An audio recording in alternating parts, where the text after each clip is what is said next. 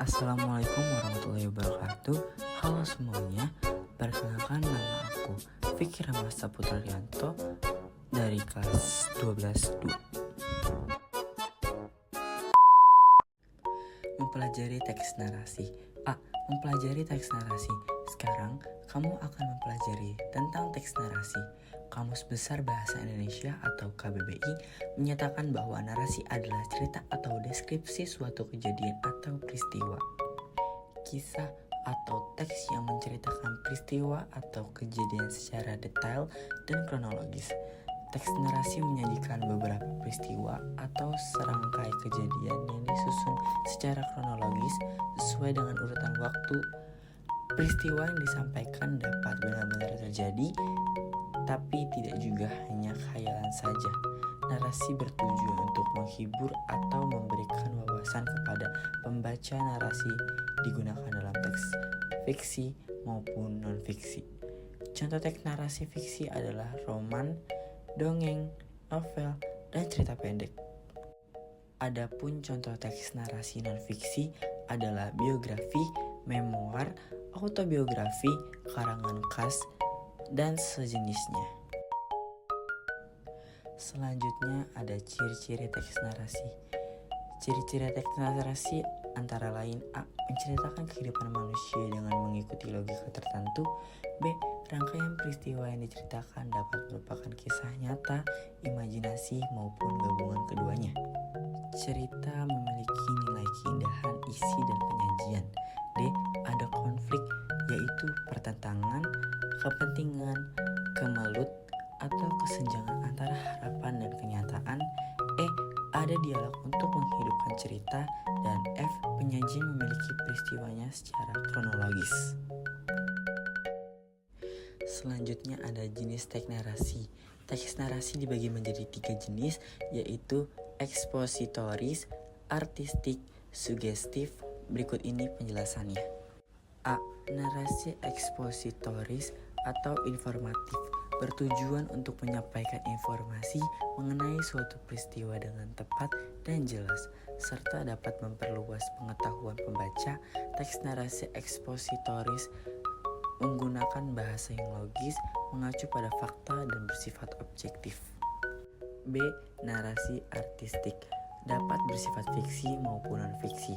Narasi artistik menceritakan sebuah kisah dengan tujuan menghibur dan memberikan pengalaman yang indah atau estetik kepada pembaca, misalnya novel, cerpen, atau dongeng. C. Narasi sugestif digunakan untuk mempengaruhi pembaca. Narasi sugestif memiliki pandangan yang lainnya dibagikan kepada orang lain, dengan harapan pandangan tersebut dapat diadopsi pembaca. Selanjutnya ada struktur teks narasi. Struktur teks narasi terdiri atas berikut ini. A. Orientasi, tahapan pengenalan cerita. B. Kompleksi, tahapan penggambaran kisah atau awal mula masalah atau konflik. C. Resolusi, tahapan pemecahan masalah. D. Koda, tahapan penutup, memuat pesan moral atau amanat. Selanjutnya ada fakta, fiksi, opini, dan asumsi dalam teks narasi. Penjelasan berikut ini. A. Fakta merupakan suatu yang benar-benar terjadi dan dapat diindra. Contoh, Kemal adalah pelajar laki-laki berusia 17 tahun. B. Fiksi merupakan pernyataan yang hanya berdasarkan khayalan atau pikiran atau suatu yang tidak benar-benar terjadi. Contohnya, seandainya berani menantang perundungan saat SMP, saya tentu akan lebih percaya diri dan lancar berkomunikasi saat ini. C. Opini adalah pendapat seseorang terhadap suatu permasalahan. Opini merupakan penilaian yang disampaikan secara subjektif. Contohnya, mungkin keadaan akan berbeda apabila saat tidak terlalu pendiam. D. Asumsi adalah dugaan yang diterima sebagai dasar untuk bertindak.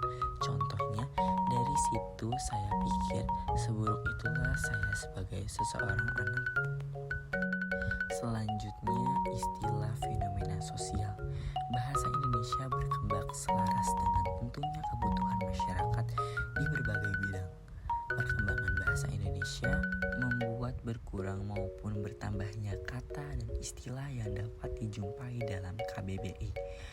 Perhatikan kembali teks berjudul "Saya Kerap Dirundung dan Ingat Kembali Percaya Diri". Teks tersebut memuat istilah fenomena sosial antara lain istilah hoax. Selanjutnya ada menyimak pembacaan teks fiksi. Novel berjudul By the Time You Read This Is a Billet karangan Julie Annie Peter berisi tentang perundungan yang dialami tokoh utama Daily Rage hingga 15 tahun usianya. Daily Rage menjadi bahan bullying mulai dari perundungan verbal hingga fisik. Perundungan berdampak negatif bagi pelaku terlebih bagi korbannya. Dampak perundungan bagi korban misalnya memicu masalah kesehatan mental seperti gangguan cemas, depresi, hingga gangguan stres.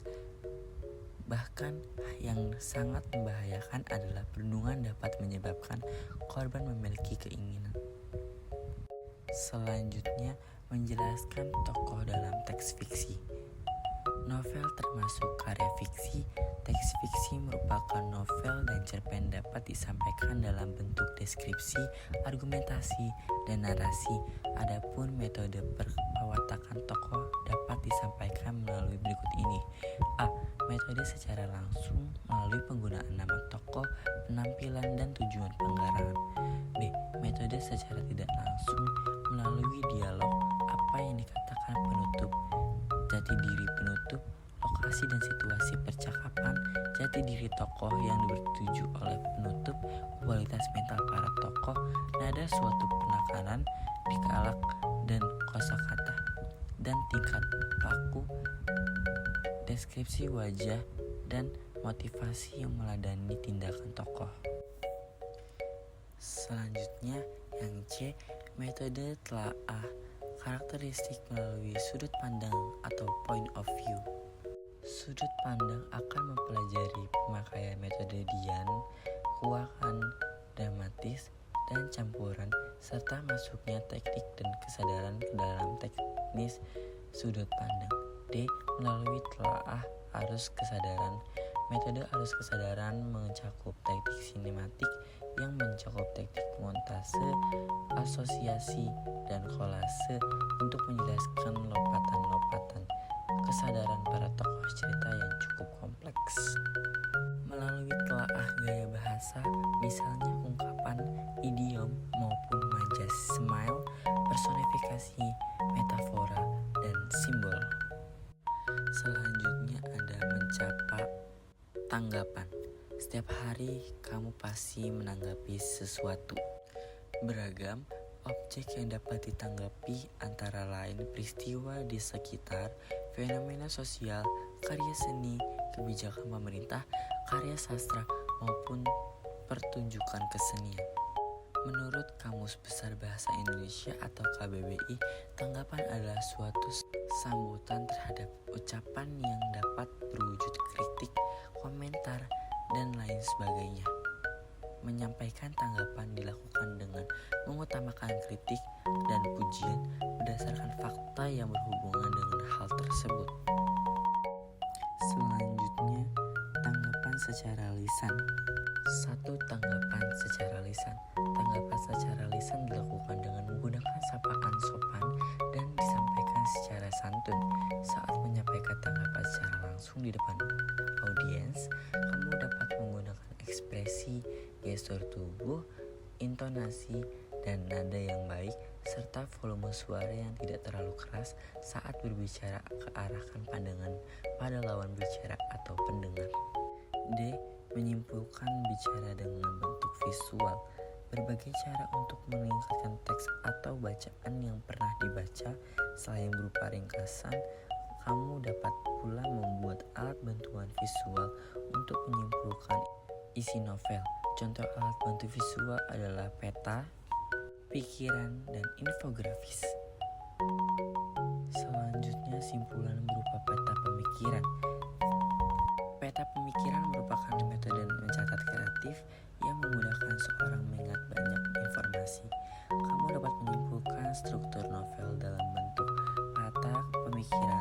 Tulisan unsur-unsur intrinsik dan ekstrinsik novel. Unsur intrinsik meliputi penokohan alur, setting atau latar tema, amanat, dan sudut pandang. Adapun unsur ekstrinsik novel meliputi hubungan novel dengan biografi dan psikologi pengarang, situasi sosial ekonomi, politik, pendidikan, budaya, pemikiran atau filsafat ideologi, serta nilai-nilai yang berlaku di masyarakat. Selanjutnya ada simpulan berupa infografis. Simpulan dapat pula menyimpulkan isi bacaan ke dalam bentuk infografis. Infografis merupakan media informasi yang dapat membentuk teks dengan pemaduan gambar, grafik, ilustrasi, dan tipografi. Infografis merupakan presentasi visual informasi data atau ilmuwan pengetahuan secara grafis. Grafik ini memperlihatkan informasi rumit dengan singkat dan jelas seperti papan, peta, jurnalisme, penulisan teknis, dan pendidikan. Terima kasih. Wassalamualaikum warahmatullahi wabarakatuh.